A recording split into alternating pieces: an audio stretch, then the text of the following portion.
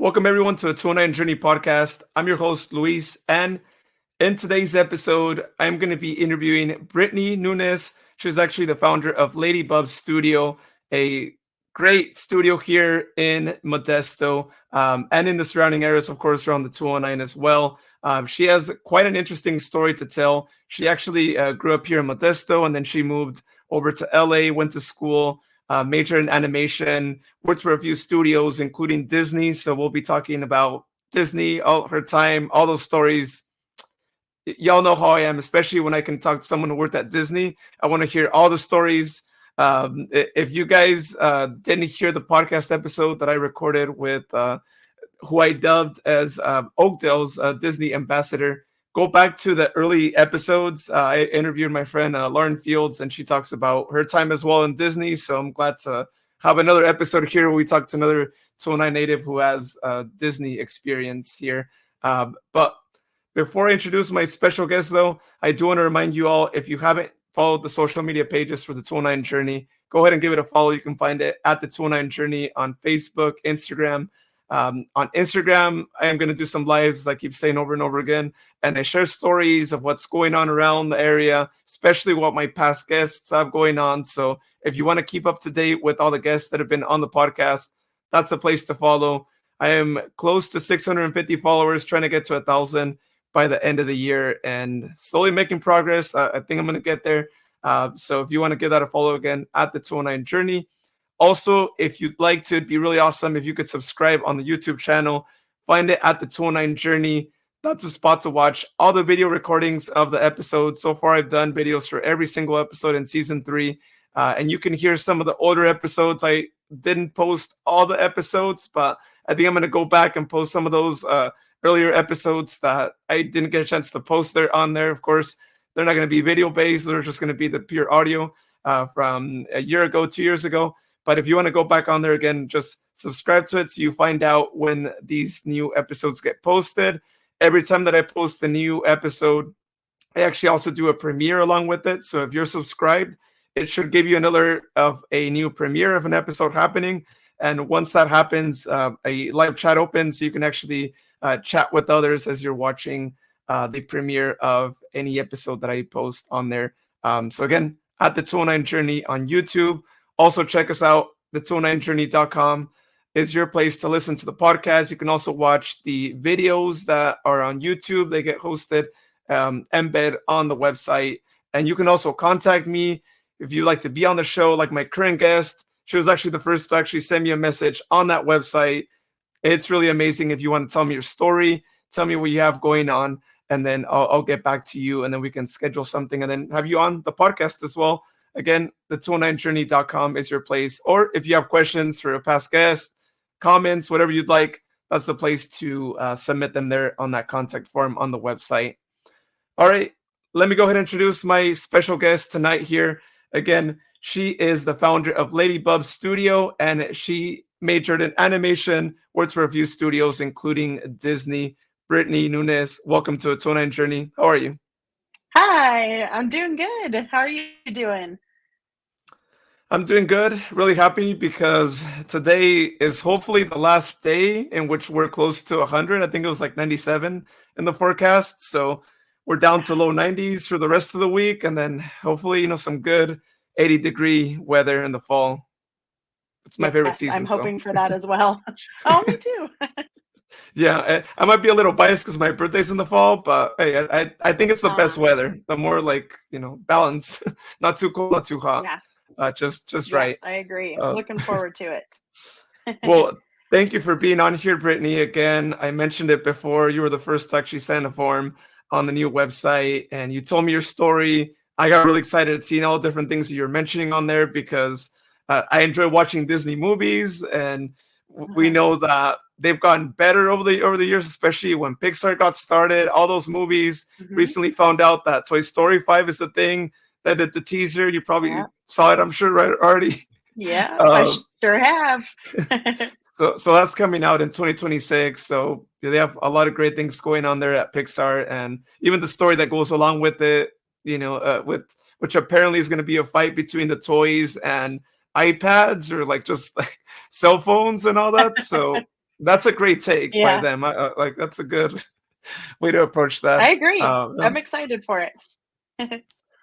Well, without further ado, let's get right to it. I know you were telling me that you were born in Monterey, which is a great place to visit, especially when it's Mhm. like 100 degrees here. Making the drive out there is great. But then you moved at the age of 5 to Modesto, and then you moved to college later on as well. But tell me more about just what it was like to grow up here before the move happened, and how you've seen the city change since those days. Yeah, the city has definitely changed a lot. Both my husband and I were from Modesto. My husband's lived here his whole life. I was gone for, 12, 13 years when I moved after high school. But yeah, it's changed because when we moved here, I was 5 and my parents bought one of the homes. I don't know if you know where I think it's the Dry Creek Golf Course. It's like kind of by the Johansson High School area in Modesto. And we were the first ones to buy one of the new houses. So, like, it was just dirt fields. And then we were one of the only houses in the cul-de-sac. And then eventually other people started moving in. And so it was really fun. It was kind of like the childhood that you'd kind of see in the movies, like Sandlot or something like that, where like all the neighbors were friends and like the parents were friends, and then the kids would get together and you know do all kinds of shenanigans. So that's kind of what it was like. It was a really good time growing up here, and I really enjoy being back here now. So Yeah, no, I'm familiar with that area, especially the trail there. I've gone there before, and yeah. it's a great spot, right? You get a lot of people that are around there. I Mhm. graduated there, like not at I mean, not going to Johansson, but Davis did their graduation there, so Oh, it's good. yeah. Yeah, Yeah, so yeah, it is a good area, and yeah, it's definitely grown because now that whole area is filled with houses, and even a lot of the areas in town in general are just there's more businesses and more homes and all kinds of things, more Starbucks. uh, in every corner. Yeah, it seems like. Every corner we got a Starbucks. Even if like the company isn't doing so good now that they're like sending out offers and all that, so they're going through their own thing, Yeah. but it's it's happening for sure there with them. Um, well, you told me that you moved to college when you were 19, and I know for anyone, Mhm. especially in the valley, to go from living so many years here in the valley to go to a big city, whether you go to LA or like San Francisco and all that, is like a big move, right? And it's so different Yeah. lifestyle and all that. So how was it like for you to move out over there, and then ultimately to go to school there, and then what's the capital of like entertainment?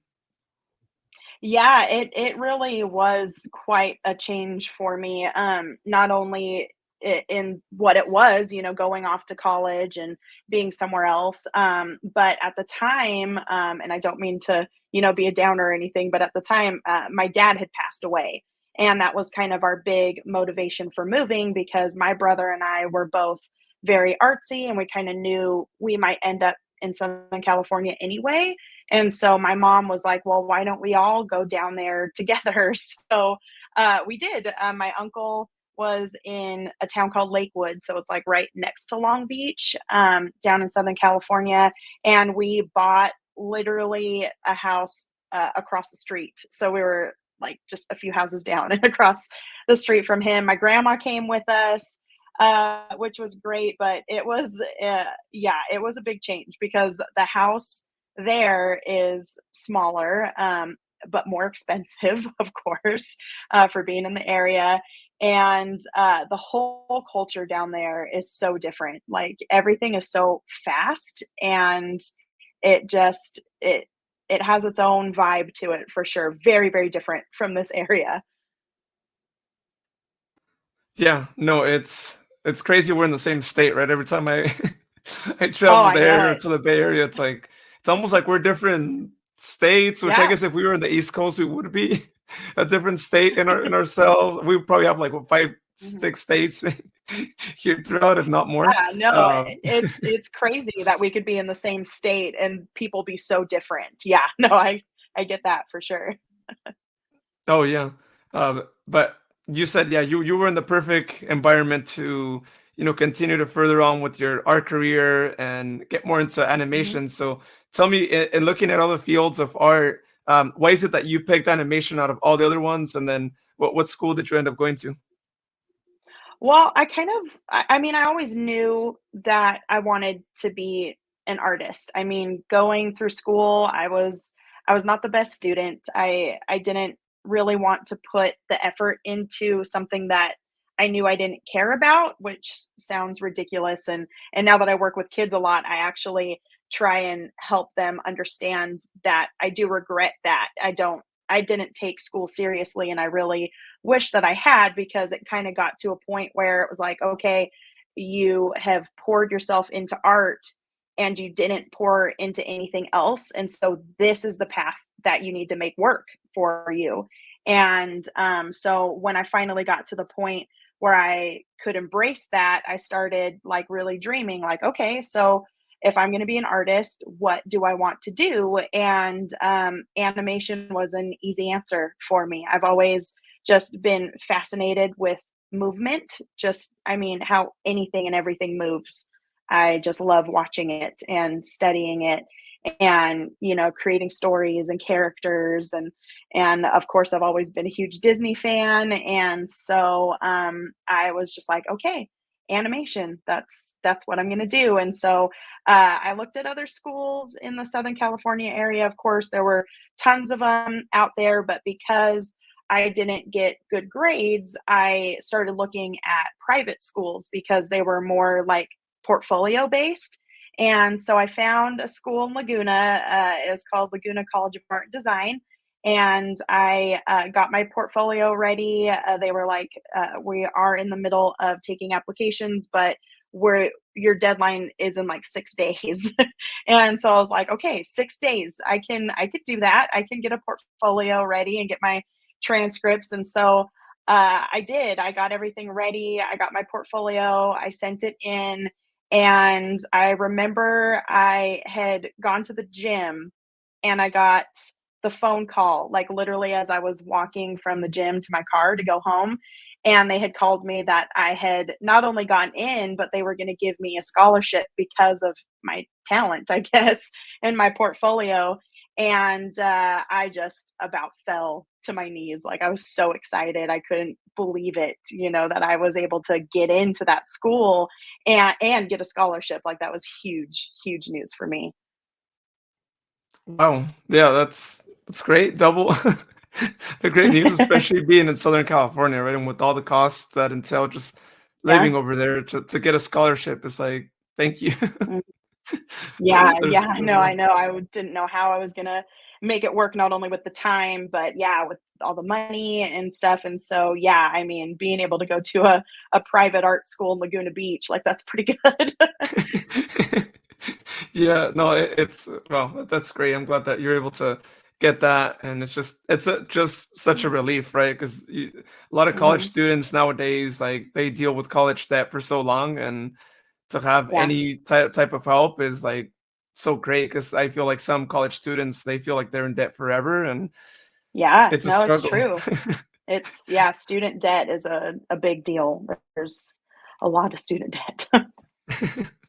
So you go to school there, major in animation, and then you were telling me you worked for a few places. And before we get to the Disney and all that, because like I said, that's like its own story, right? And there's a lot that goes with that. Mhm. Tell me more about the places that you worked at before you got that opportunity. Maybe what was that first place that you worked at, and just what was it like?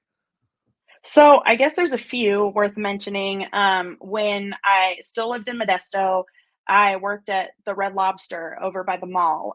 So that was like my first job, and I started off as a host or a hostess, I guess, there, and I was seating people and stuff. Well, I wanted to be a server, but they really liked me as a host, and so I was like, when I told them I was moving, I would have stayed at Red Lobster for a long time. I loved working there. And so that was really hard for me to leave. But I told them, look, I'm going to be moving in about 2 weeks. Can you train me as a server so that when I move, I can be a server somewhere else?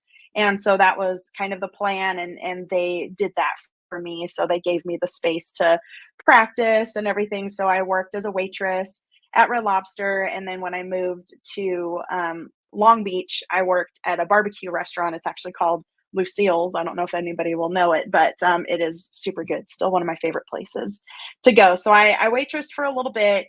And then I worked at a doggy day camp. I worked at a pet store for a little bit, which was fun. And then I started working my way into the art stuff. So there was a little art studio, and they were like an after school program, and or on the weekends and stuff. And I got a job there as a studio art teacher, and so that was my first experience teaching art, and even teaching in general. And I was bad at it. I will say right off the bat that I was bad at it. In fact, I will always remember my first day teaching the preschool class. I could not contain them. Like, I had no classroom management skills, nothing, and they were just all over the place. And the girl who was training me brought me into the other room after the class, and she was like, "That did not go well. Like, you need to get yourself together. You need to know how to manage your class, or you're not going to be able to do this." And I was like, "Oh my gosh, I'm bad at this." So that was kind of my first introduction into the art world before I got to Disney. Oh yeah, that's it's challenging to go through that, right? Yeah. Uh, but I think people sometimes you go through those things, and then you just learn from those mistakes, and then years go on, you get Mhm. experience, and now it's like night and day, right? Now I feel like if you went back, you Yeah, couldn't it say anything truly about. is. I know, and I'm so thankful for that place because I really never thought of myself as a teacher or an art teacher or anything like that. And it shaped my entire career. I mean, now I do that all the time. And if I hadn't had that studio that was willing to keep going with me, even though I was bad at it, I wouldn't be where I am today. I wouldn't be doing this, I don't think. Yeah, no, yeah, or if maybe you would have been, if you yourself maybe would have lost that motivation, right, and all that, like you Hmm. wouldn't be there. So hopefully everyone listening, whatever it is that you do in life, I mean, that's just an example, right? Of like if something doesn't go right, don't don't just let that define your future, because you can have a solid future ahead of you. You just have to keep at it, just keep practicing. Hmm. And if it's something you're passionate about, don't give up, right? Yeah, So yeah, I guess that's true with this story because I coulda, I mean, I did cry. After that I was upset. It doesn't feel good to be told that you didn't do a good job, and so I guess, yeah, I could have easily just been like, well, I guess that's not for me, but I just kept at it. yeah, no, that's yeah. Everyone's gonna have those moments for sure, right? So it's like just don't Hmm. don't let those moments take over, right? And just Hmm. keep going too. Yep. Well, we got to talk about Disney next. And there's different things I want to talk about in the Disney world, because I know you told me that you not only worked at their studios, you worked also as a cast member as well. So just Hmm. let's first start with the story of how you get to Disney. Like, tell me how that happened. Okay, so for anybody who is interested, I wrote the story, like more of the story out. So I'll kind of give the brief, version. But on my website, I actually wrote out a longer version because I do Disney themed things and people want to know. So if I don't cover anything, they can always check that out. But yeah, Disney has been such a huge part of my life. And of course, it was always like the dream, like, okay, I want to be an artist and I want to work for Disney. Like, that is, I mean, I feel like every little artist's dream is that they want to grow up and work for Disney, right? So when I moved to Southern California, I was like, oh my gosh, Disneyland is 20 minutes away from me. I could get a job there. Like, I'm gonna apply anything, whatever I can get, I will take.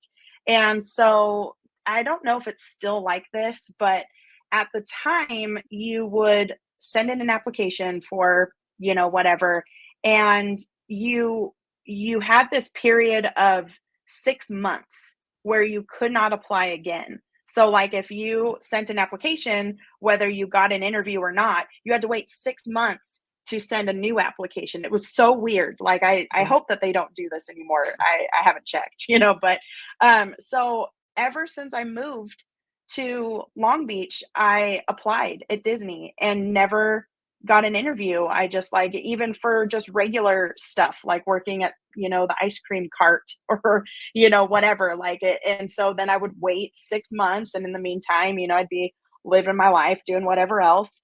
And so finally, I think I was in my junior year of college. I sent in an application and I got the interview. So I finally got an interview for entertainment costuming, which is actually the department that handles all the characters. So all the parades, all the characters. And when I was in that interview, someone told me, like, this is the best department. Like, if you're going to be working at Disney, like, this is the best department. And so I was so excited.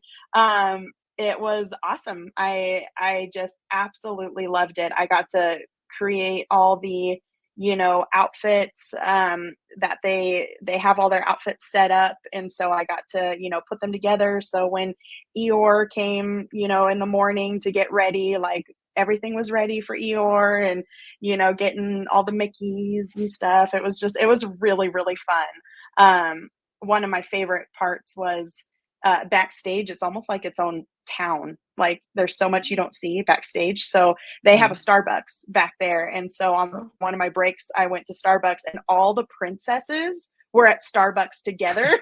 I was like, oh my gosh, here I am getting Starbucks with Rapunzel and Snow White. Oh, there really is a Starbucks in every corner then. Even Yeah. well, it's gotta be like surreal, right? Like, wait, what? Yeah, that was Yeah. really, really interesting because they were all, they were dressed, ready to go. They just needed their caffeine. Oh yeah, yeah. Oh, I'm sure. Yeah, they need. There's a lot of Yeah. energy to be taken out to be out there Oh, and yeah. in costume, especially when it gets really hot over there too. Like I feel for everyone, especially people have to have, all the characters that have this like, giant costume or like a giant Oh, head or man. something. I'm like, I oof, know, that I sounds don't know rough. how they do it because it gets hot. I just for fun would try on, some of the things, and I'm like, I don't know how they walk around like this, and especially the characters that can't talk, that they have to rely on their partner, to kind of stand up for them, and I'm like, "Oh my gosh, I just can't even." Yeah, and of course they have to stay in character, right? Because they can't get out of that. Yeah, It's a big deal, right? It's like you have it to is, truly. stay that, yeah. But I'm sure when the Mhm. princesses were at Starbucks, they were in their own like personality, right? They weren't in the princess mentality, or does that You relate know, to also the backstage? I feel like, obviously there's an on and off button, they when you're on stage as a cast member, you are basically an actor. And they even said, because like before you even start your job, you have to go through, man, I can't remember what the class is called, but they spend a whole week like giving you an overview of the Mhm. culture and how to act. And they're like, even if you're off the clock and you stop for gas after your shift and you're dressed in your uniform, like, you are still a cast member. Like, if you are wearing your outfit, you're a cast member. It does not matter if you're on the clock or not. And so they have very high standards, and it was fun because everybody who works there loves Disney, of course, and so you want to protect that magic and stuff. And so, but I really do feel like a lot of the characters and princesses and stuff, especially, like, they act like that in real life a little bit, which is really cute. You gotta have some sort of that, right? I feel like in your personality Yeah. to really shine as the character, right? For sure. Yeah. Yeah, absolutely. So, as someone who would do that too, did they have you like pretty much like throughout the park, or were you just in charge of like a specific section, like those costumes, or does everyone just kind of like go around and one day you're in one side of the park, the other day you're in the other side of the park, or how's that? Yeah, every day's a little bit different and you get trained for different areas. So like when I got to work with the Marvel characters, especially Spider-Man, like Spider-Man was my guy one day and I'm obsessed with Spider-Man. And so I was like so like giddy almost. Like I was like, okay, I have to calm myself down. Like this is just, an average dude, just going out there. Like I need to not be like fangirling right now. But so they had different areas, and so like some of us in entertainment costuming would be working on parades. So like every now and then I'd work for a parade.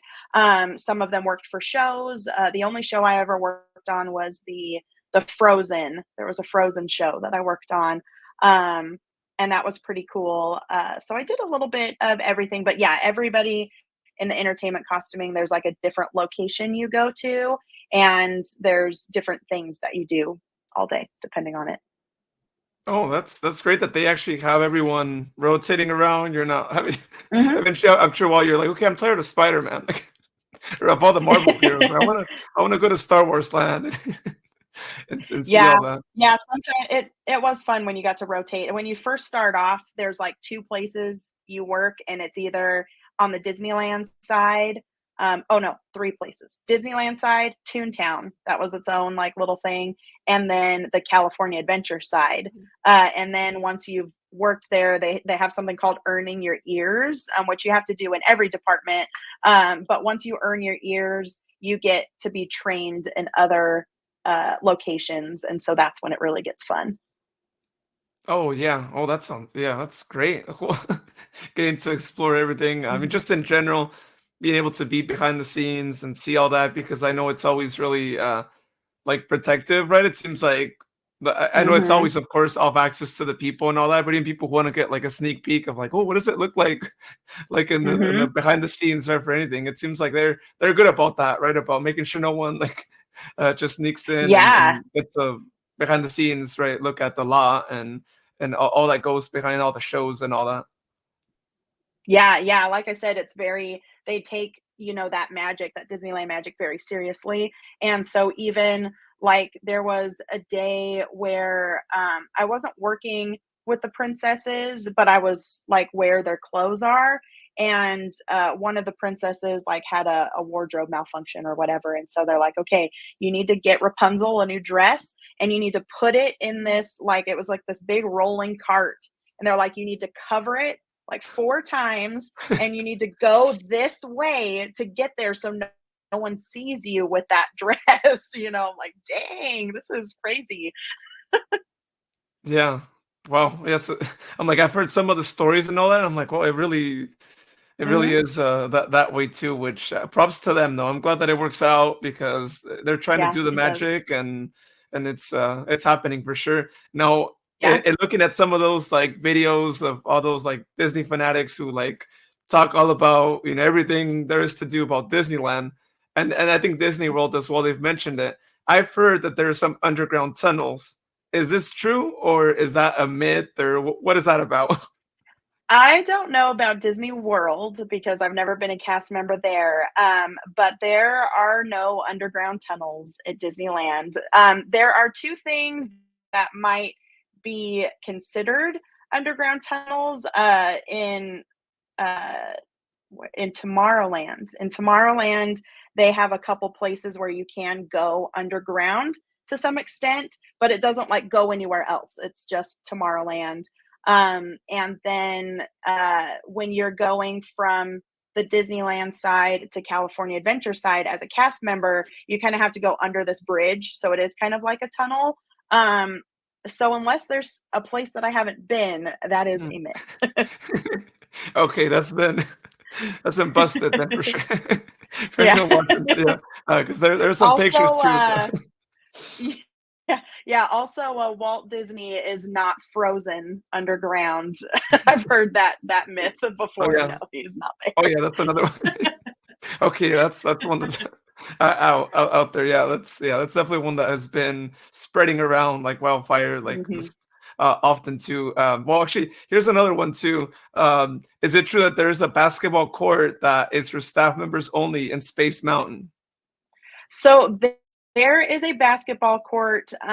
It's not in Space Mountain. It's at the Matterhorn, Oh, actually. okay. So at the top of the Matterhorn, there is a basketball court. It is not used, from what I understand, anymore. But I'm pretty sure it's still there.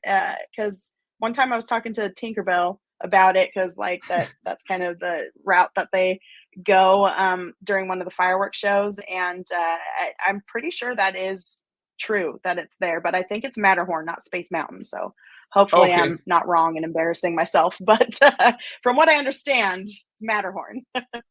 Yeah, no, no, actually, you got it right. Yeah, now that I'm thinking, I'm like, wait, I mixed them up. Yeah, I guess because they're not too far from one another. But yeah, yeah, that's the one Hmm. that I've heard for sure. Yeah, it's inside there. And well, okay, Yeah. well, I'm glad that there was a true one.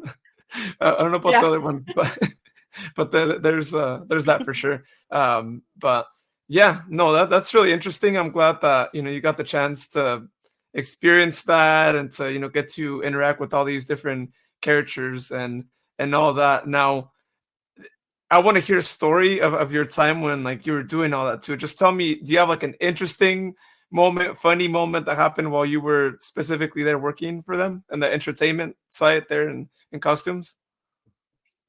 There are quite a few things that happened, a lot of stories that I could tell. The princess one is always one of my favorite ones to talk about. And I think the time that Space Mountain got kind of redesigned to be Hyperspace Mountain, when it was like Star Wars themed, like when that was, really big. And so we got to do an early cast preview of it. So they let us take a break and go around, through Tomorrowland and ride it like on our break, and it was just for us, like for the cast members first.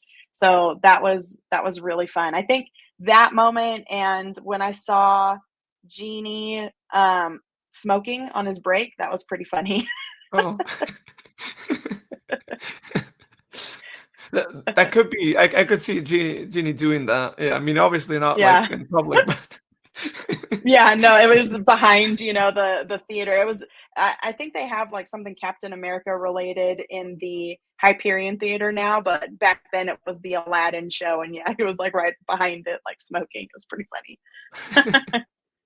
all the things like I always say, I mean, they're in character while they're out there. There's even if anyone's out of character at all for any specific moment, then that's like the last day they'll ever see at Hmm. Disney. I'm sure, especially nowadays with people, Oh yeah, taking pictures with them. If someone sees something funny, like it only takes a matter of like a minute, 2 minutes before something can go viral, and they I see it and they're know, like, I know, "What it's happened?" scary.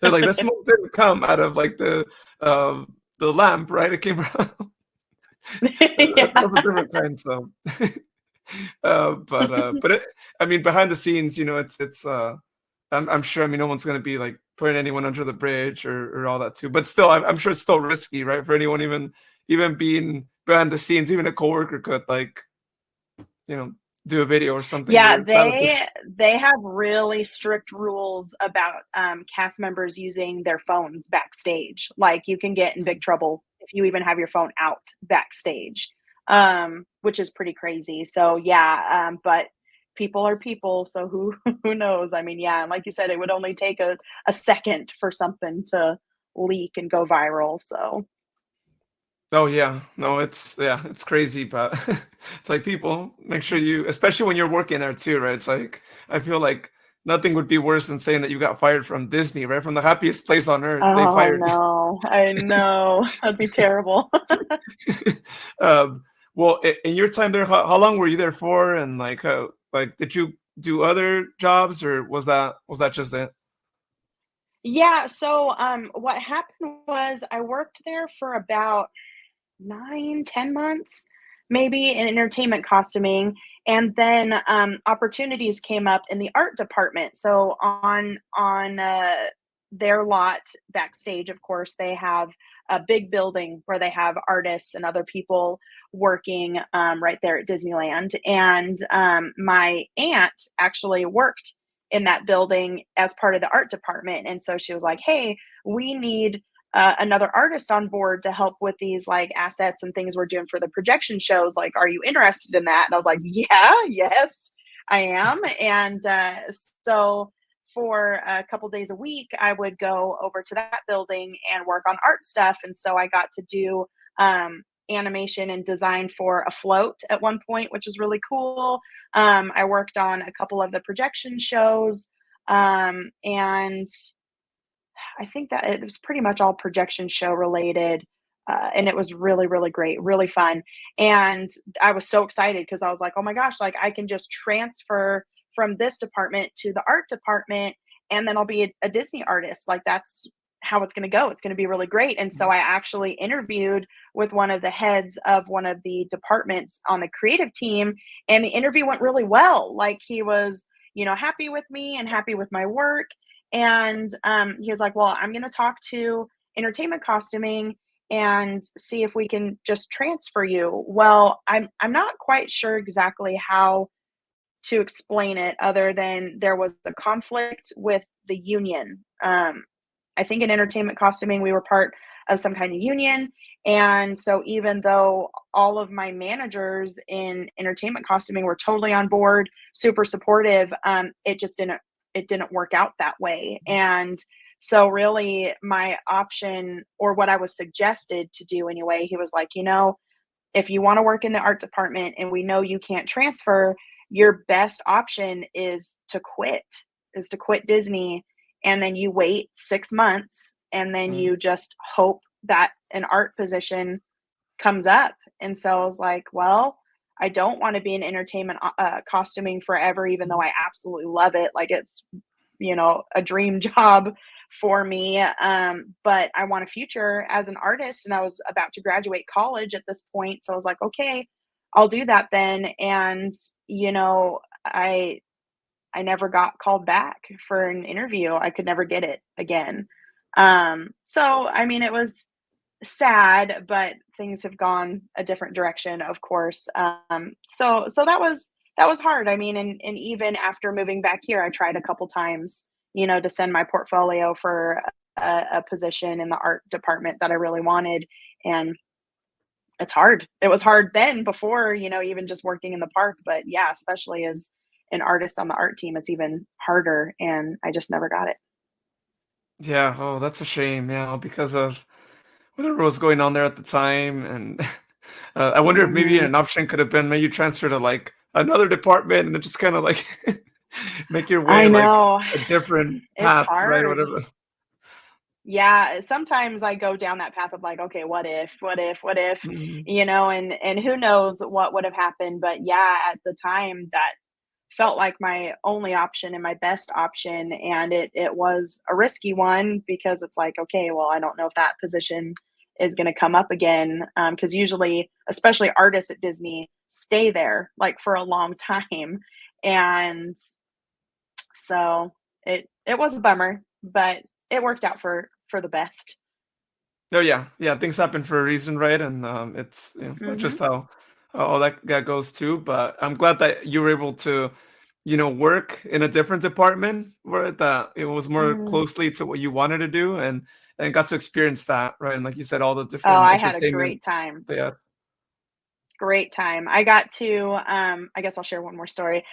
When I was doing a projection show, they invited me to go see it. It was like 1 o'clock in the morning. They're like, because Disney is open, it's 24-hour operation. So anyway, they're like, okay, come back at 1 o'clock in the morning, and we're gonna try this out on the castle. This is the first time we're gonna see it on the castle. So I was like, oh my gosh, okay, I'll be there. So I went there, and as they were putting the projection show on the castle, they were had another team like switch out all the plants. Like they literally like all came out, dug up the plants and took them I don't know where, put new plants in for the season, and then we're gone. Like I was like, "What the heck?" Like this is crazy. So I got lots of really cool experiences working there. I loved my time at Disney, and so yeah, it'll always be special to me. Well, they magically move the plans, right? Yeah, No, they people did. really get into that magic mentality. Yeah, that's cool. Even Yeah, even I it's guess I mean at 1 in the crazy. morning they're not open, right? Like it's I'm sure it was like a cast member only thing, right? And maybe someone who tried to like stay in the park and sneak in to see what goes on, but it was open. I mean, it was closed at that point, right? Yeah, no, there was nobody. I mean, basically just the night crew, were there, and so, yeah, they have a special crew that comes in and switches out plants when the park's not open. Wow, every little aspect of things, right? I think who would have thought Yeah. that as an Mhm. outsider, who would think, oh yeah, there's people that switch Yeah. seasonal plants and and all They that. literally, like, they spray down the concrete, like, the entire park. They spray it down right before the park opens. Like, they clean I mean, it's insane. It really is. Wow. Yeah, oh, I'm sure that's got to be like like just shining clean, right? Because if it's open, Mhm. it's like the first few visitors that get the I forget what's the name of the pass, right? The that early Disney pass, right? You can pay a little extra and be there, what, Oh, like an the hour, over 2 hours? yeah, the magic hour or something like that where you get to go in early. Yeah. Yeah, they're like, it's gotta be, like, spot clean for them, right? You're paying extra to be there Mhm. early. You expect it Yeah. to be good, right? So I can imagine, I mean, a lot of work must go down between when they close to when they open for them, which I'm sure it's probably, what, like 7 in the morning, 6, 7, 8? Yeah, it's about 6 in the morning when they spray it down, and then they let people in, I think, starting around 8 on most days, if I'm not mistaken, so, yeah. Well, that's great. I'm glad that they do all that and that you got the chance to see see things like that going on too. You never got Yeah. the chance to work on like Fantasmic because I always see that show and I'm like, it's amazing the people that get to work on that show. How, but at the same time, I feel like they must be the busiest ever if that's the thing that you're assigned to, right? From an entertainment side and from a visual side, if you're dealing with the technical stuff too.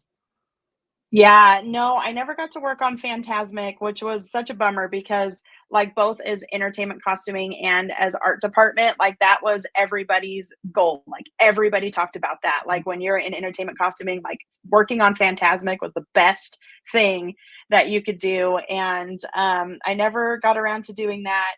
I didn't do any projections for it, but I did do a couple of the ones that were projected on the main castle, and then there's one that still is played. And if you're familiar with the Oogie Boogie Bash, like the Halloween Oh, party that they do, there is a trail where the redwood kind of forest is, where you could go into that trail and play and stuff. Well, they turned that into something called Villain Grove or Villain Trail, something like that. And I did the hyenas, the marching hyenas for the Lion King segment, so you could still see that. oh, nice. Well, there you go. If anyone Mhm. if anyone goes out and sees that show, they can actually like see them there as well. Yep. But I'm glad that you're Marching able to hyenas. do those things that you're able to like do all that and it just sounds like a really great experience and I'm really excited to see you back here in the area because I always talk about people anytime anyone from the area gets to go out wherever you go, whether you're here in the state or whether you're out of state, out of country, wherever. It's always great when you can get people that come back to our area Mhm. to bring back some of that knowledge gained over there or to start their own thing just like you've started your own thing. And so before we talk about LadyBubs Studio, just tell me what went down for you moving back home after going through the Disney experience. What motivated you to come back home? Well, I will tell you that, if it weren't for falling in love, I don't think I would have come back here. I didn't ever think that I would come back here. I mean, I didn't hate Modesto or anything like that, but I really enjoyed being in Southern California, and I thought that I was gonna, work my way to work at, Disney Animation or Netflix or, whatever else I could down there. And so, I had graduated college, I'd quit Disneyland, and there uh, was 6 months I had to wait, so I was like, "Okay, well, I can't just not work, for 6 months." So, there was a gallery, it's called the Muckenthaler Culture, uh, or the Muckenthaler Museum, uh, something like that, Muckenthaler in Fullerton, and so they needed an art teacher. They needed an art teacher. They were looking into growing a digital arts program, and so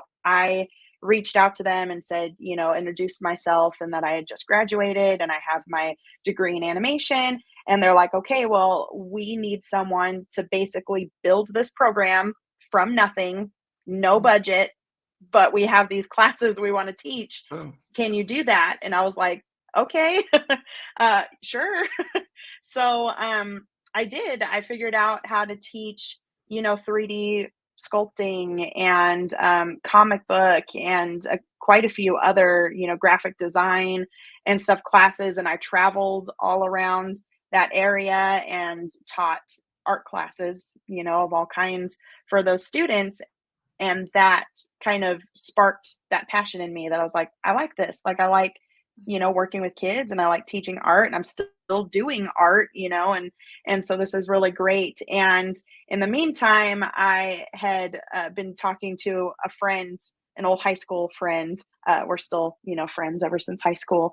And she lives here in Modesto. And she was like, I have somebody that I think you'd really get along with. And I was like, well, what am I gonna do? If it goes well, like, I mean, I live here in Southern California. And so, long story short, things did go well. And he had pretty strong roots here with his job. And I didn't really, so I was like, okay, well, if we're gonna make this work, then one of us needs to move and it makes more sense for it to be me, and so that's how I ended up back in Modesto. Before we got married, I just worked whatever job I could. I actually ended up working with foster kids, which was really interesting. So I did graveyard shifts with foster kids for a while. And then I ended up getting my job at Modesto Christian School teaching digital arts and animation. And so that's kind of what led me more in this direction.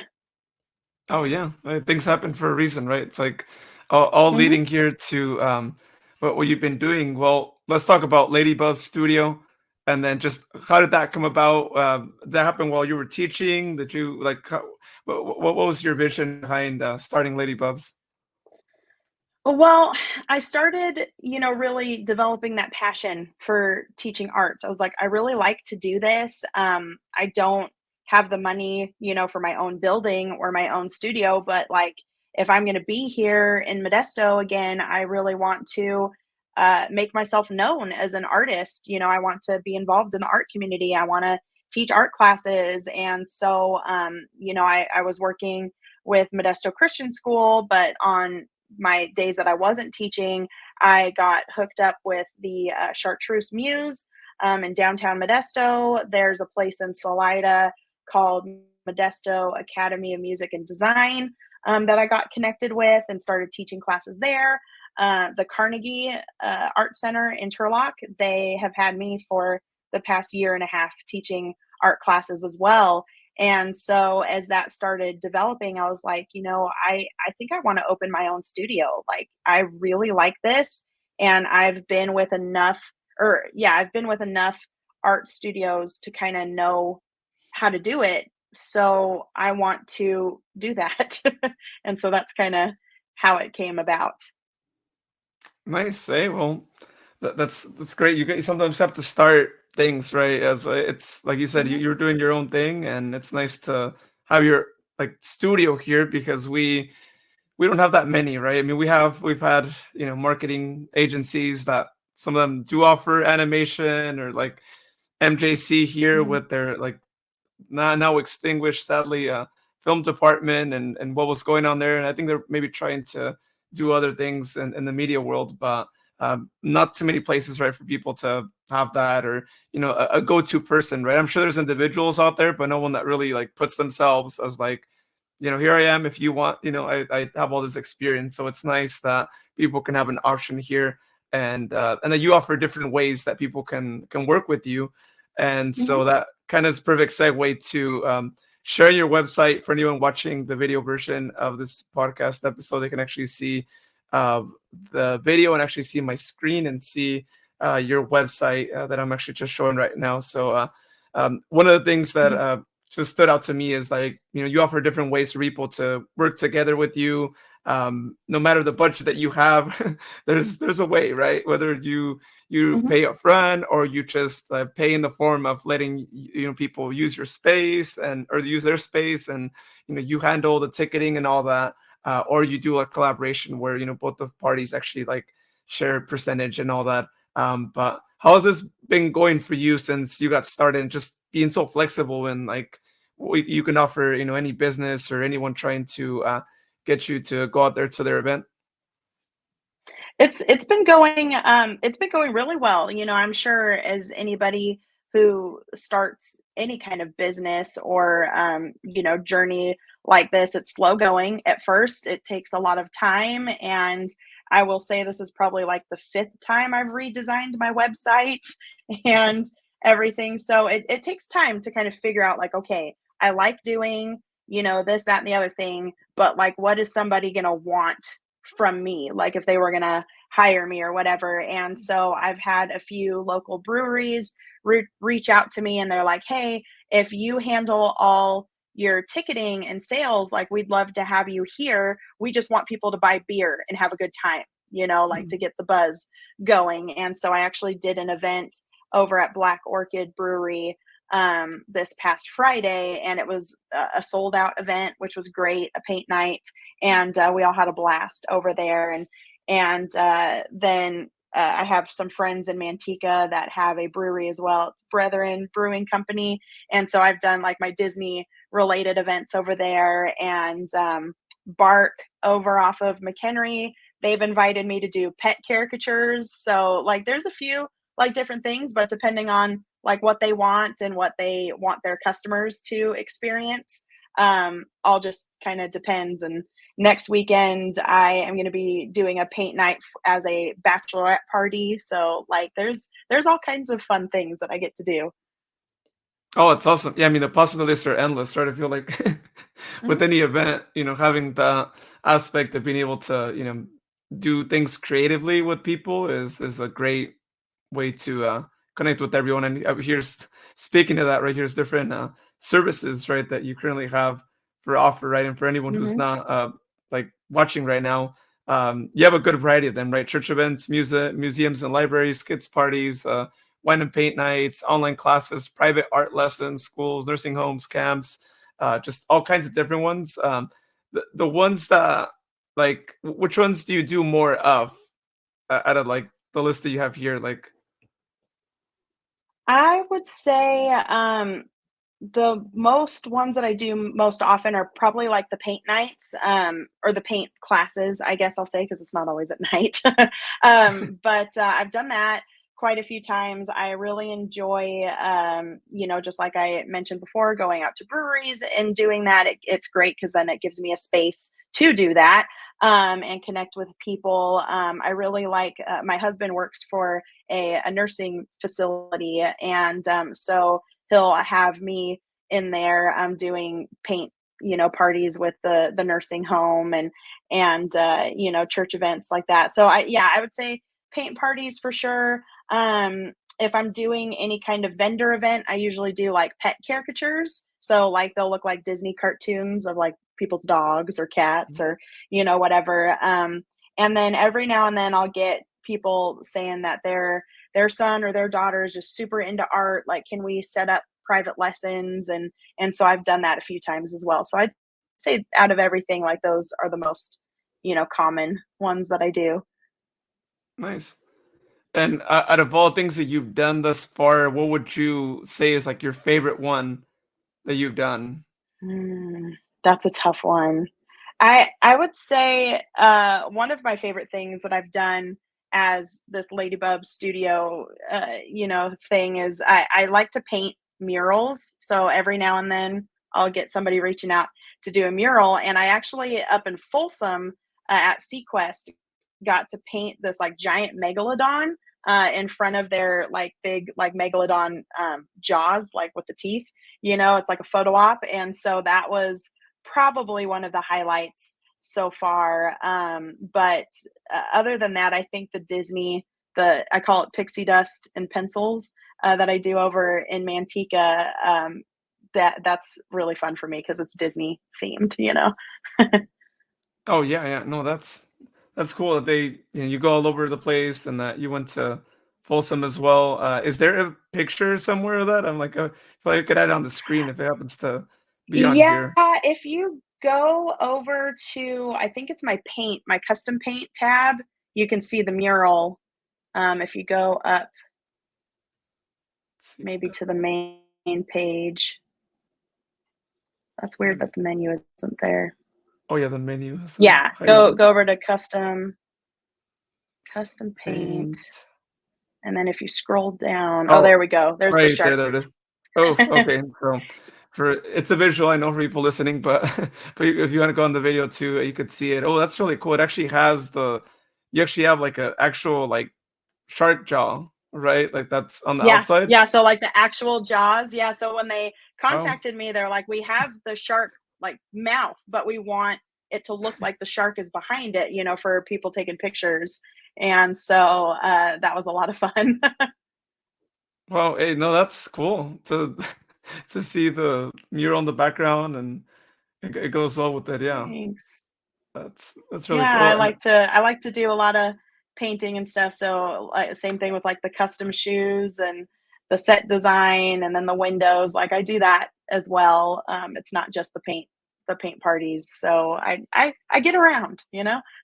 yeah, I always say there's a lot of walls out there that need to have a mural on them, right? As I drive around Mm, town or even just around different yes. places and all that. So I'm all for that. I'm like, we need to fill those walls with art, not just have them plain, Yeah, just with no, I nothing. absolutely agree. The good thing is I feel like Modesto, especially downtown Modesto, has a really good art culture. Like there's tons of murals in downtown Modesto, but I'm like, yeah, like anytime there's like a blank wall somewhere, I'm like, why hasn't someone painted that? Yeah. Yeah, and plus, I always say it's good for business to have a mural there because then people are gonna wanna take a picture with it, and it's almost a Yeah. guarantee, right? You go to a restaurant, if they have a mural there, you're gonna have, I don't know, 8 out of every 10 people that are there are gonna take a picture, are gonna tag Mhm. you. Like, it's like free advertising, right? I think it pays off, whatever it is. Mhm. Like if you invest in a mural, it's gonna pay off, and people are gonna remember it when they go, right? And what's best for a business is people remember you, and a mural is a great way to have. I mean, of course, your product whatever you sell, but the mural is a good complement to that. So Yeah. Yeah, absolutely. I've done a few big murals at this point and I love them. I love painting murals. have you done any other murals like around the 209 or in any other like place here as well, or? Yeah, so most of the stuff in town here are with schools. So as part of the Love Your City event, and we're here in Empire, and so Empire Elementary really wanted their school name to be redone on their building. So I actually volunteered to do that 2 years ago for the Love Your City event. So if you're in the Empire area, you can see that one. It's got a big eagle on it, is their mascot. And so it says Empire Elementary. So I painted that. This one, you can actually see it on the screen where it says flowers and gifts. That one I also did for part of your Love Your City event. That was for this year. There's a local flower shop that just opened. And so she was looking for some signage. And I was like, I'll paint your windows as part of, for free, for this Love Your City event. And so that was really cool to meet her and do that for her. Um, and then over at Houston Christian School, their mascot is a hawk, and so I painted their big wall with the hawk and their name.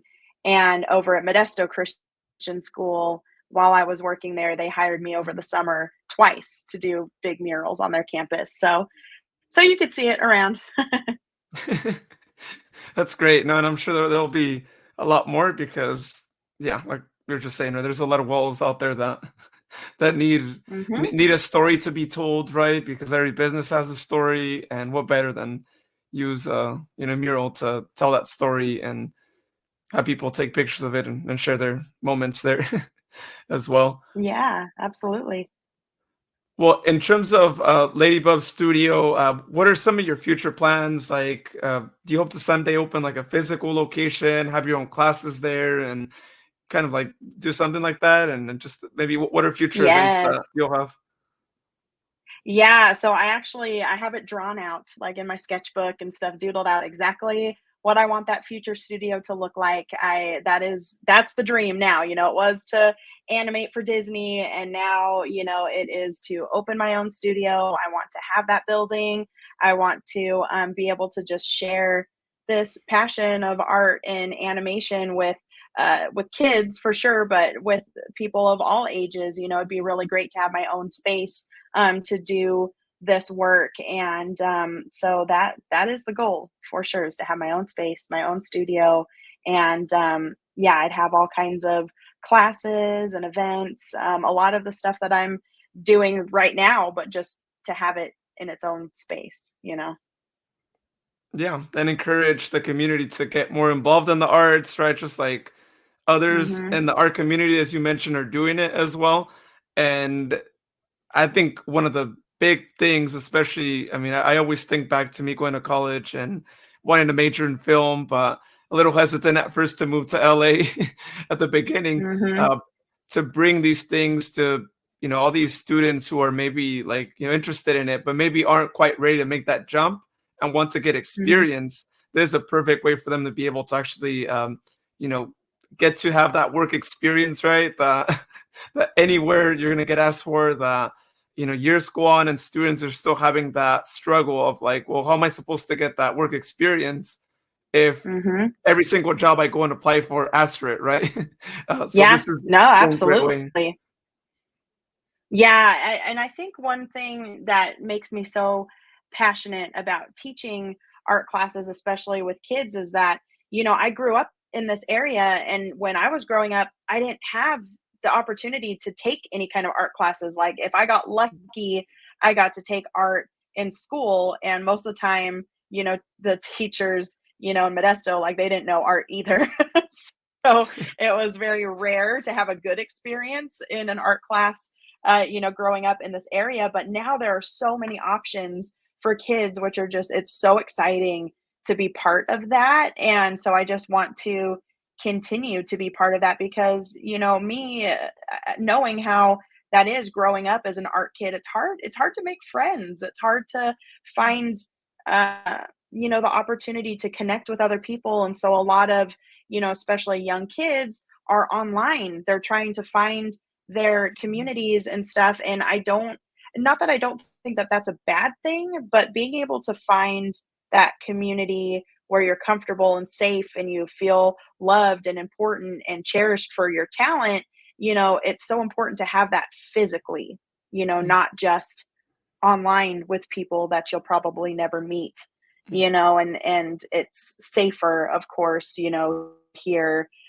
in person as well. And so I really hope to be able to give the community, especially with kids in this community, the opportunity that I did not get growing up here. And that's kind of the driving force behind it, I guess.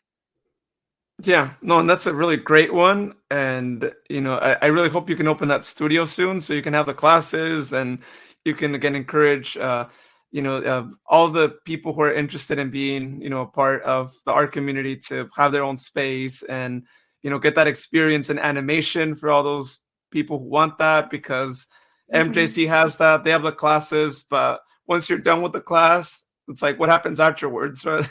You make the Yeah, then move it's to LA done. and yeah, and then you take a chance, right? I mean, you could be in that situation where you make the move to LA and then it's like a big struggle to, Hmm. pay your rent, you know how that goes and all that, right? And it's so much better to leave the valley with that experience already, right? With that Hmm. assurance of like, I have this good experience, I'm gonna interview for a job, I just got it. Now I'm gonna make the move, right? Which I completely understand if people need to make the move over there because that's where the studios are at. That's where you can get your dream job.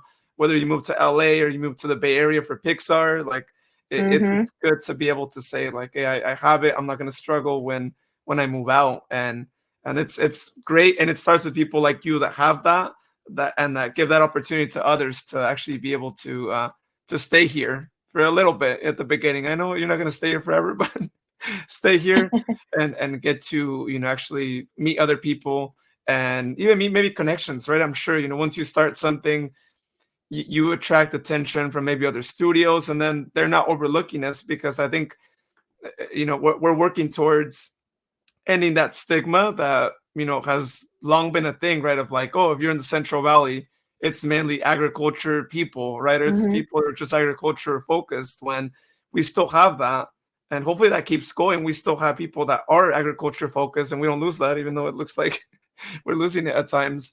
But we want to show everyone that we have people that are, doing other things, that have the background like yours, that are still here, that are willing to share that with them, and to be able to be a place where, all these big companies are like taking a look at as well, and realizing like, hey, there's people here that are talented as well. It's just we've been, not looked as often, but with the studio, that certainly helps shine a light on, Yeah. all the talent. So Yeah, yeah, it's gonna be I'm hopeful that it's gonna be just more and more part of my life, and that these dream goals that I have, if I keep working hard and making the connections, and I'm really enjoying this season of life, even though it's hard to wait sometimes because it's like, oh my gosh, I just want this dream studio and I want this and I want that. It's like meeting other people and like working as a guest, at breweries or at the dog park or whatever that might be. It's like meeting these people has been so much fun,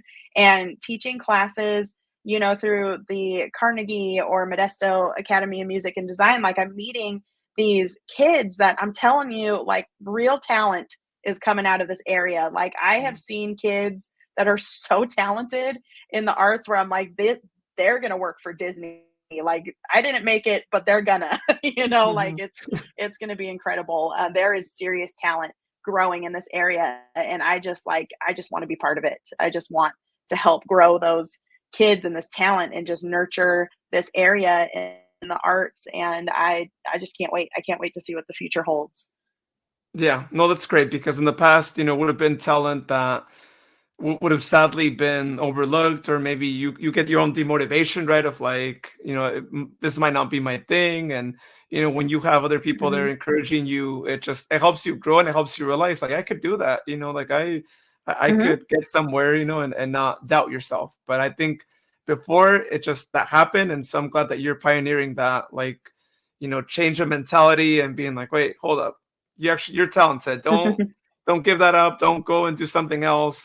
Be happy doing what you like doing, right? Because at the end of the day, if you like what you Mhm. do, then as they say, right, you don't work a day in your life. So we need more and more of that, happening around town. And you and Mhm. others, I've interviewed others here on the podcast that are, working in the arts community. They're trying to bring whatever they've learned, going out to all these schools that are like out of our area, back Mhm. here, and that's it's happening. It makes me happy to actually hear those things happen, because I've always just been like, hey, if those people who move over there can come back and share some of their wisdom. Yeah. I know it's tough to come back, but if you can come back, and this is your chance, this is your opportunity, and we don't have that many people pioneering this right now, so like you could leave your name in the history books of like, I helped encourage others, and make sure that they were on the path to do what they wanted to do, and not pursue anything else. Because if you like doing animation, if you like doing all that, then you gotta just keep at it, right? If someone likes Yeah. it, it's not an easy thing. I mean, I've tried doing animation myself, and I know that if you really love it, you could do amazing. If you're not as patient with it, it's a little more challenging. Oh, So it yeah. takes a lot of patience. Yeah, absolutely, it does. Um, two more things. I want to like to just ask you, like, what advice would you give to all the future artists that are here in town that want to make art a career of theirs, whether they're in high school or college, or even an adult? Because I feel like you're never too old to learn something new, and if maybe you want to do something in life, your own business, doing art for your own business, you could still get there. So what advice would you have for all those people? Mhm. Oh, I would say one of my top pieces of advice, especially to young artists, would be kind of like what I was saying earlier about finding your community in person, to find your community in person, and to be careful online because I feel like it's so easily accessible now for, any 13-year-old who can use Flip a Clip on the iPad, to start a YouTube channel and put their animations out there, which is great. I don't think there's anything wrong with that, but you get such negative feedback sometimes from people who are just hateful online, for no reason. They're hateful, or you start making connections with people, which is good, but it having that physical connection and to give yourself the space to grow in your art without having to feel like you have to share it online. Because especially as young artists, you start a YouTube channel, you put your work on Instagram or whatever, and it's not as good because you're just learning, you're just starting, and then you get all this negative feedback, or no one's commenting, or no one's liking, and then you're destroying your confidence before you even get the chance to start it. And so I would definitely recommend for young artists to just give yourself the space to grow without putting it online, for a while. Just, build these connections and build your passion, with the opportunity to grow rather than relying on the feedback and the comments and the likes and all of that stuff to grow your passion. I hope that makes sense. Yeah, no, that makes sense. I'm actually really glad that you mentioned that because, like you said, there's a lot of hateful comments that come through with any video, right? Just in general, right? When Mhm, you really get comments, sadly, it's not always good ones, or it's not always like constructive feedback, right? Because I get, mhm, if it's constructive feedback, like, hey, that's great. More of those, but yeah, it's more often people, saying all these bad things and all that. So it's good for people to, make sure you share that wisdom with others and don't let anyone like, get taken down by that because it's very easy in this time and age, right, for someone, mhm, especially younger people, to feel demotivated after seeing a comment that mhm. wasn't right or that criticizes their work and it's not constructive. So yeah, no, thanks for mentioning that. Hopefully, parents listening out there could repeat the same words to their kids and just have no one feel that way ever. And again, this is why with your studio, they won't have a need to to post it there, or there'll be, I'm sure, other websites that won't have like a comment platform where it'll be more private or something where they could Mhm. still share it, but no one can go on there and leave a comment, or maybe only verified artists Yeah. or something. It's so hard because, like, as an artist, you want to put your work out there, like, that's what you wanna do and everything, but I feel like in this age of social media, a lot of artists are getting stuck in this, living for the content creation. They make the TikTok videos, and while they're drawing, they're trying to record at the same time, and it takes that love of your craft out of it. And then, if you don't get the reaction that you were hoping for, it makes it even worse because it's like, oh my gosh, I spent 10 hours making this TikTok video and nobody's watched it, and it's like that's such a terrible cycle to be in. And in fact, I kind of took my own step back from social media because it was getting to that point as I'd go on Instagram and I'd see all these amazing artists and even friends that I used to go to school with. And it's like, oh my gosh, they just got their own show on Netflix. And here I am in Modesto doing this, or whatever. And it's like, gosh, taking a step back and just learning how to enjoy my own art without worrying who's going to see it has been phenomenal for me. And so, yeah, I definitely recommend just growing your love of art without worrying who's going to see it or what they're going to say. Yeah, no, I can definitely relate to that as well. I feel like most people maybe have gone through that where you social media just takes you on a different journey, right? You just feel like, that, like you said, they're doing that, I'm doing this and that. But I think what I've gone to Mhm, just learn is just appreciating what you do. Everyone's at a different place in their life, but everyone could still do great things regardless of where you're at, right? So, mhm. like in your situation, being a Yep. pioneer here and helping that, I think, in my opinion, that's even much better than working at like Netflix and all that. Like it's great to get the dream Yeah. jobs and all that, but there's no better job than actually being able to inspire others, to do what they want to do in life.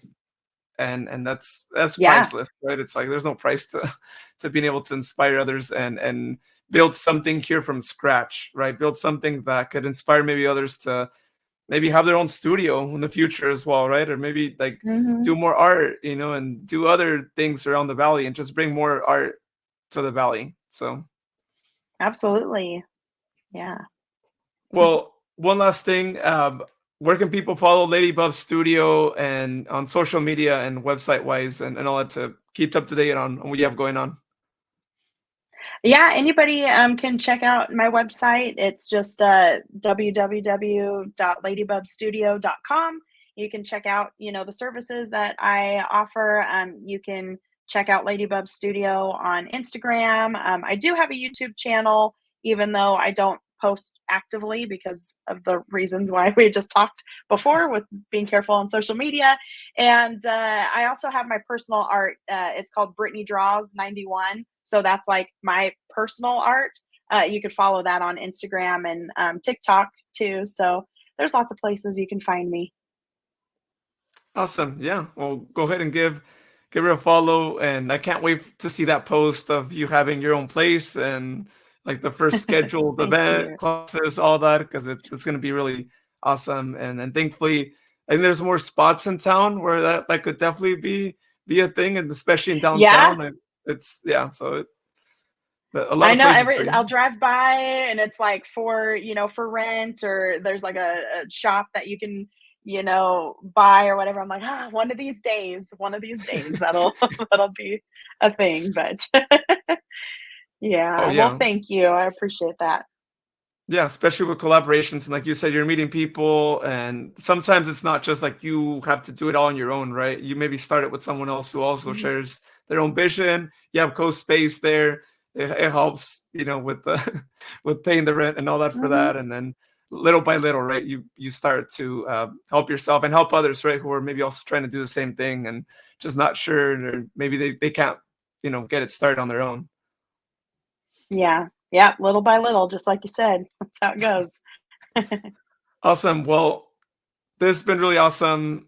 We talked about a lot of things too, a little bit longer than my usual podcast. But when you have a guest like yourself, right, that has so many different things, it's like I can't really, I can't disregard Disney. I can't other things too. We just got to talk about all those things, and especially when you can inspire others with what you're doing now. Anyone who wants to do that in the valley, who's listening, who wants to maybe share this episode with someone who wants to get into the world of animation or just in general, in the arts community, it's great to be able to hear the complete story, right, and hear the struggles as well, because life has its struggles. No one gets to where they are at without those struggles, and it's just how Mhm. you manage those, right? It's how you get to where you want to get. So I'm glad you talked about all that. So yeah, thank you again for being on here. It was awesome. Well, thank you so much for having me. I'm so glad that this worked out, and I've this is my first time being on a podcast, so I'm super happy. Oh yeah, hey, it's the first time for a lot of people who've been on here, so it's glad. I get happy when it's people's first time on a podcast, 'cause I'm like, that's what this podcast is for. To also give all those people that opportunity to be on and tell their stories. So Well, thanks. if you are not following the social media pages for the 209 Journey, you can follow them at the 209 Journey on Facebook and Instagram. On Instagram, again, I'm going to be doing some live streams, sharing stories, all that. That's a great spot to be able to see those and also see when new episodes get posted. I usually add a clip of every episode if there is a video component to the episode on there. So whenever a new episode gets added, you'll see the clip, you'll see the reel there that gets added there. And if you guys could share that with your friends, if you find whatever is said they're funny, or you just want to share an episode and you're like, hey, you might want to check this one out, here's the preview of it, please do that. That really helps out a lot. That helps the algorithm be able to pick up the Instagram post a lot more. But if you give it a like, that really helps a lot. Every single like that I get on those reels just helps to increase the reach, not only on my page, but when I add my guests as collaborators to post as well, their followers get to see their posts as well. So we all work together with the likes there. It benefits both pages, and you also help them get followers as well. So again, on Instagram at the 29 Journey, follow it if you haven't yet. I'm trying to get to 1,000 followers super close to 650 followers as of this recording. And so it would be amazing if you can help me get to that goal of 1,000 followers and be able to grow the page, get more people on there, and just again grow my guest presence on social media as well. That would be fantastic. Not only my pages, but I always say follow my guests on their Instagram pages as well, on their other social media pages, of course, so that way they can get more followers and you can find out more about them and what they have going on. Also, visit the page, the website, the209journey.com. That's your place to listen to episodes, to watch some of the episode recordings. If you don't want to go watch on YouTube or on Facebook, that's a place as well. The videos get added as soon as they get posted on YouTube.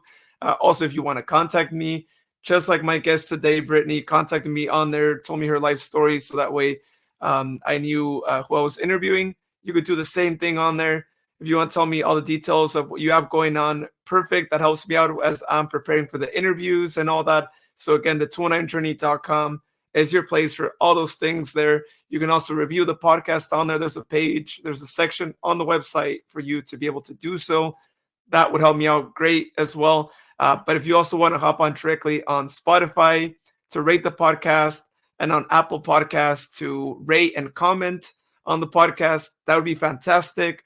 The more I can get exposure on those platforms, the better, because that helps other people be able to find out about the podcast. So leave your comments, share the links to that, all that stuff. It really helps me out in different ways. So please, again, you can check it out and leave your review rating on there. Leave a comment on YouTube videos as well if you'd like. That would be great. Start a conversation on there. Fantastic. On the YouTube page or on Facebook when I post the videos as well, because they do get added on Facebook and YouTube. So whether you have a Facebook account or you don't have a Facebook account, but you have a YouTube account, there's a place for everyone to watch the video recordings there. Or if you don't want to make an account, that's great. You can still watch the YouTube ones, of course, as well, as they get embedded on the website. So again, you have different options to watch or listen to the episodes. And I'm really glad that I'm able to offer both options. I know some of you were asking for a video option last season, even at the beginning as well. So I'm glad that now we have a video portion here to share with everyone. So you can also be able to see what my guests are up to, and me being able to share my screen as I did earlier with this episode and I've done with other ones. So you could see their website and we could talk about what there is on my guest's website and all different things they have going on, or the visuals as well. That's a great place. So that's why if you want to go back, if you're listening to this right now and you want to go and look at a video of what we were talking about, you can go back and look at the visuals there as well. Great. Well, everyone, thank you so much for listening or watching tonight's episode. I know it took a break last week, but I have more episodes scheduled out to be recorded here in the upcoming days. So there will be more episodes posted here. I just took a break. Most of my scheduled episodes were more till later on the week. So that's why I didn't have any episodes last week, but I'll be good for the next 2 weeks, 2 to 3 weeks here. So again, subscribe to the show wherever you're listening so you find out when an episode gets posted. Well, I hope everyone has a good morning or a good night whenever you're listening to this, and you'll hear me in a few days here on the 209 Journey podcast.